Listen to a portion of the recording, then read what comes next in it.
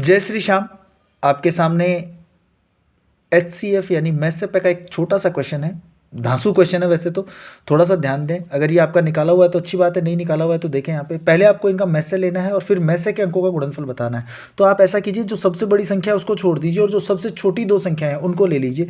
तो जैसे यहाँ पे दो संख्याएं हैं 1756 और उससे बड़ी है 3073। 1756 से 3073 को डिवाइड करेंगे आप कितनी बार? एक बार। एक बार डिवाइड किए।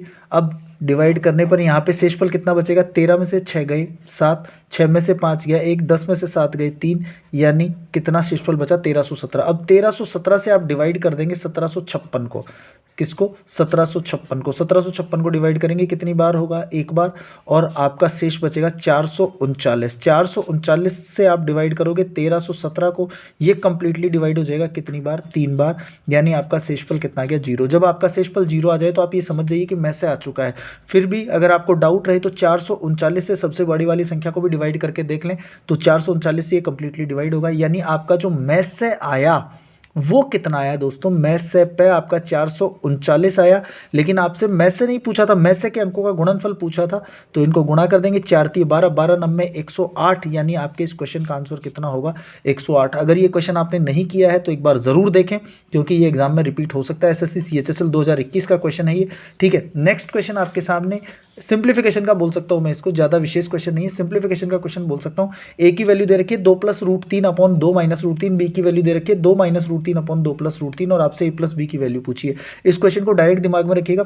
ए का उल्टा है बी, ए का उल्टा है बी। तो अगर ऐसी कंडीशन आती है तो यहाँ पर आप देख लें प्लस वाली वैल्यू है। कौन सी वैल्यू है? प्लस वाली। अगर माइनस, भाई ये वैल्यू बाद में दे रखी हो तो भी कोई फर्क नहीं पड़ेगा। ऐसे क्वेश्चन को आप डायरेक्ट कर सकते हैं। पहली का स्क्वायर कर दीजिए ऊपर, प्लस दूसरी का स्क्वायर कर दीजिए √3 का स्क्वायर। ओके, नीचे भी यही काम करना है। पहली का स्क्वायर माइनस दूसरी का स्क्वायर। नीचे यही नंबर माइनस में आ जाएगा और ऊपर यही नंबर किस में आ जाएगा? प्लस में आ जाएगा। ठीक है, अब बाहर क्या करना है आपको? ऊपर क्या लगा देना है? 2 और लगा देना है। क्या लगा देना है? 2। तो आपका आंसर देखिए कितना हो जाएगा। बाहर तो कितना है आपका? 2।